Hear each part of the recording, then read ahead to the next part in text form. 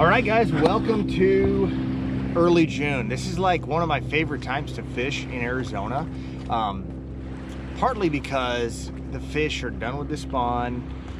The fish are in a consistent summertime pattern that's gonna last for a little while. You know, they're back into feeding. It's all about finding the bait fish, and the fish are actively trying to eat them. Whereas, you know, when the fish were spawning, they were up shallow. They're there to kind of defend their nests and stuff. You catch a lot of fish, but they're spread out, and it's just different styles of fishing. Now that we're in June, it is like straight up summertime. Catch them in schools. You can catch them shallow, catch them deep. All the lakes are good this time of year. If you can deal with the heat, you're gonna be able to go catch a lot of fish. You know, I'm sitting out here on Saguaro. Saguaro has been extremely hit or miss all spring long. You know, there was bouts of algae and stuff like that. And you know, I think the lake's okay. It definitely didn't get wiped out by this algae, but it's very hit or miss. So if you're gonna come out here, definitely be prepared for a slower day. There's always a chance to get a big fish, but it's gonna be slower. It's worth a try topwater early in the morning, but really if you're gonna catch fish on this lake consistently right now in the warm months, you gotta fish slow. Whether you're, you know, dragging a Texas rig up shallow or a Carolina rig or drop shot out deep, fishing slow is key. Once in a while, you'll get one to eat a big crankbait like this, like a Berkeley dredger, and that's gonna be a better fish, but really for numbers, you gotta fish slow. Canyon, I almost always echo what I say at Saguaro. I haven't been to Canyon personally, but I would say it's probably a pretty similar deal over there. Go not expecting to catch a bunch of fish and even being willing to go blank, but if you do catch some fish, you're gonna get some good ones almost every time. So that's kind of the lower Salt River chain. Haven't been to Apache. I've been spending some time at Roosevelt. Roosevelt's been really good. The fish have been a little bit more spread out up there. The water temp has taken a little bit warmer, or a little longer to warm up, but now it's getting there. So you're getting lots of big groups of fish out deep.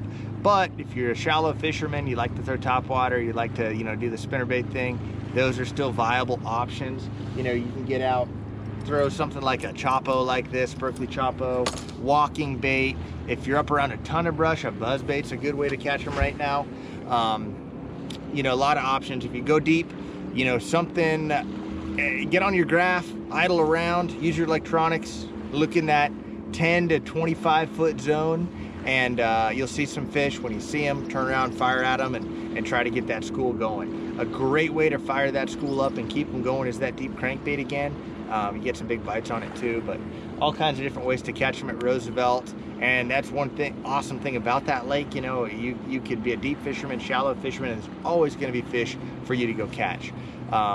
Pleasant, you know, that lake, the summer is like my favorite time to fish out there too. You know, it's topwater. It's one of the best topwater lakes in the entire Southwest. Topwater's really firing out there. You know, the water's clear, so you're going to use probably more natural topwaters if you can. A clear colored topwater works really well at Pleasant.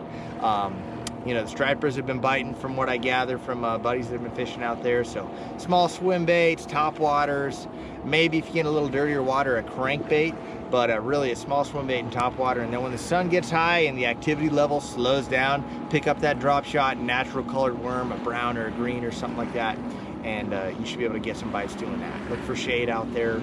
You know, the shade thing kind of goes for all these lakes. If you're having a hard time getting bit, not finding the bait, get on a shady bank, a shady wall, something like that, and you'll be able to get bit. Bartlett, always good for numbers. It's been fishing phenomenal this year. The water's pretty low, which really congregates the fish. If you want to catch a bunch of numbers, that's the lake to go to, especially because it's a little closer to Phoenix than Roosevelt. And the same stuff out there. Crankbaits, little small swim baits, underspin, stuff that looks like a shad works really well. And then, you know, you can imitate a craw too. Throw a little jig, throw a drop shot, and drag it on the bottom and catch fish. So I'm getting ready to head out of town. I'm headed to Watts Bar in Tennessee to fish a Major League Fishing tournament. So when I get back, I'll get back out on the water and update you guys some more.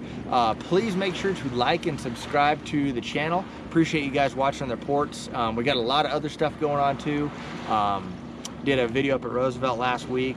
Did a flipping video this week. That'll be coming out soon. So Appreciate you guys watching. Please like, subscribe, and if you guys want to go fishing, I do still run some guide trips when I'm home. I run them through the Arizona Fishing Guide, so feel free to drop me a line on Facebook or Instagram at Josh Bertrand Fishing, or you could send me an email. I'll put the link below for that, and we can go fishing for a day and have some fun. Thanks, guys. We'll talk to y'all soon.